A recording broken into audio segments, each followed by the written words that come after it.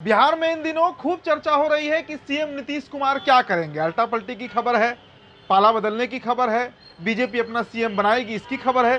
लेकिन इन सब के बीच बिहार में आज एक बड़ा घटनाक्रम घटा है। देखिए, घटनाक्रम जो है, हालांकि ये जुड़ा हुआ प्रवर्तन निदेशालय से है, एनफोर्समेंट डायरेक्टोरेट से है, लेकिन इसका राजनीतिक मायने भी हमको समझना होगा। दरअसल चिराग पासवान की जो पार्टी है, लोजपा रामविलास, उस पार्टी में जो दूसरे नंबर के नेता हैं बिहार में, मतलब प्रदेश अध्यक्ष के बाद जो कुर्सी होती है, पार्लियामेंट्री बोर्ड के अध्यक्ष, संसदीय बोर्ड के अध्यक्ष हुलास पांडे की हम बात कर रहे हैं। और हुलास पांडे के आज कई ठिकानों पर ईडी की दबिश हुई है, ईडी की छापेमारी हुई है। गोला रोड, पटना से लेकर दिल्ली और बेंगलोर तक के उनके ठिकानों पर आज एनफोर्समेंट डायरेक्टोरेट जो है, यानी ईडी जो है, उसने छापा मारा है। अब क्या बरामद हुआ है क्या नहीं हुआ है ये तो बाद में पता चल ही जाएगा, लेकिन बड़ी खबर है दोस्तों। मैं बड़ी खबर इसलिए कह रहा हूं क्योंकि इसका आप राजनीतिक मायने पहले समझिए। देखिए, हुलास पांडे कोई छोटा नेता नहीं है। हुलास पांडे पार्टी में दूसरे नंबर के नेता हैं। राष्ट्रीय अध्यक्ष चिराग पासवान है, प्रदेश अध्यक्ष राजू तिवारी हैं और संसदीय बोर्ड के अध्यक्ष हुलास पांडे हैं। हुलास पांडे की एंट्री दरअसल कब होती है, मतलब बड़े नेता के तौर पर लोजपा रामविलास में कब उन्हें पहचान मिली? जब लोजपा टूटती है, पारस अलग होते हैं और पारस के साथ सूरज भान सिंह चले जाते हैं। उस वक्त एक मजबूत भूमिहार नेता की जरूरत थी चिराग पासवान को, और तब वो जिम्मेदारी सौंपी गई थी हुलास पांडे को। हुलास पांडे ने पार्टी में काम भी किया, पार्लियामेंट्री बोर्ड के अध्यक्ष हैं तो कई बड़े फैसले उनके द्वारा ही लिए गए। चिराग पासवान केंद्र में मंत्री बने। लेकिन इतना सब होने के बाद भी अचानक से आज खबर आई कि ईडी की छापेमारी उनके आवास पर हो गई। अब देखिए दोस्तों, ईडी की छापेमारी जो है वो बड़ी खबर नहीं है। बड़ी खबर यह है कि इस समय जो ये समय काल चल रहा है राजनीति में, बिहार की राजनीति में, इस समय हुलास पांडे के आवास पर जो छापेमारी हुई है वो कई सवाल खड़े कर रहे हैं। क्या भारतीय जनता पार्टी जो है वो चिराग पासवान पर नकेल कसना चाह रही है? क्या भारतीय जनता पार्टी जो है वो चिराग के बढ़ते कद से घबरा गई है, या यूं कहे कि उस बढ़ते कद को छोटा करना चाह रही है, पर कतरने का प्रयास किया जा रहा है? हम ये बातें क्यों कर रहे हैं, इसके पीछे आपको तथ्य बताएंगे, तर्क बताएंगे, लॉजिक रखेंगे। देखिए, आपको याद होगा कि जब सरकार बनी है इस बार केंद्र की, उसमें चिराग पासवान बड़ी भूमिका में दिखे हैं, मतलब केंद्र में मंत्री बनाए गए। और उसके बाद कई बार ऐसा देखने को मिला है कि केंद्र सरकार की फजीहत खुद चिराग पासवान ने कराया है। मतलब केंद्र सरकार के कई फैसलों के खिलाफत में चिराग पासवान दिखे हैं। चाहे दोस्तों सुप्रीम कोर्ट का वो फैसला हो, हालांकि उसमें तो सरकार की सहभागिता भी नहीं थी। सुप्रीम कोर्ट ने फैसला दिया था कि कोटा अंडर कोटा, मतलब दलित रिजर्वेशन के अंदर अब कोटा लाना है, क्रीमी लेयर को छांटना है। उसका सबसे बड़ा विरोध अगर इस देश में किसी नेता ने किया, भारी भरकम विरोध किया, तो वो नेता चिराग पासवान। अब देखिए, ये तो एक मामला हुआ। इसके अलावा दोस्तों देवघर कांवड़ यात्रा जो यूपी वाला मामला था, उसमें भी चिराग पासवान ने अदावत किया था।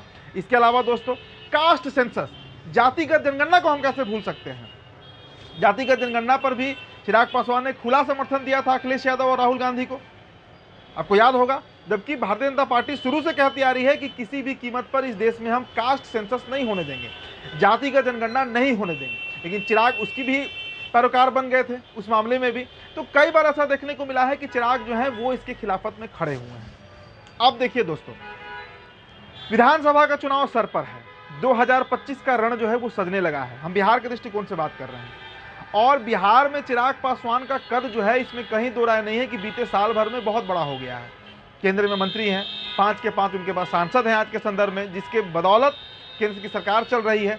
तो कहीं चिराग पासवान कुछ ऐसी मांग ना कर दे विधानसभा में जो बीजेपी के लिए असहजता वाली स्थिति पैदा करे। इस बात को ध्यान में रखते हुए क्या बीजेपी इस तरीके से कार्रवाई कर रही है?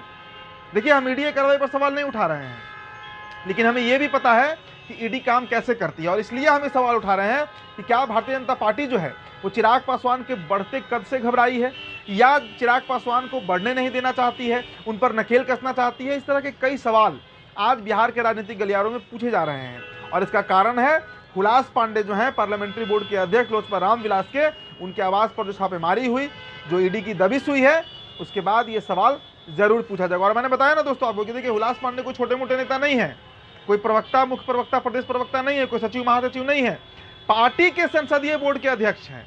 मतलब कोई भी, आपने चिराग को भी सुना होगा कि संसदीय बोर्ड जो है वो फैसला लेगा। अभी आपने कुछ दिन पहले इंटरव्यू में सुना होगा, अमित शाह ने कहा कि एनडीए का पार्लियामेंट्री बोर्ड तय करेगा कि सीएम फेस कौन होगा, तो पार्लियामेंट्री बोर्ड पार्टी का नींव होता है और उस नींव की जिम्मेदारी जिस नेता ने उठा रखा है लोजपा का, उनके घर पर ईडी की छापेमारी बहुत बड़ा सवाल है।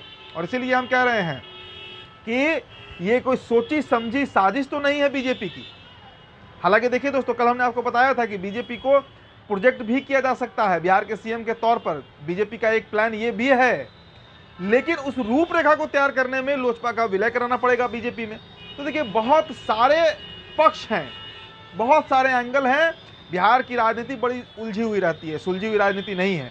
और इसीलिए मैंने कहा कि आज जो ईडी की छापेमारी हुई है, इस राजनीतिक गर्मागर्मी के बीच में वो कहीं ना कहीं चिराग पासवान के ऊपर नकेल कसने के लिए ही किया गया है, या चिराग पासवान को अपनी बात मनवाने के लिए किया गया होगा, या फिर चिराग पासवान जिस तरीके से जदयू जो है वो कभी कभी खिलाफत में आ जाती है, विद्रोह कर लेती है, बागी होने लगती है, उस तरह का कोई प्रकरण लोजपा ना कर सके, चिराग पासवान ना कर सके, इसलिए भी इस तरह की कार्रवाई कराई जा सकती है।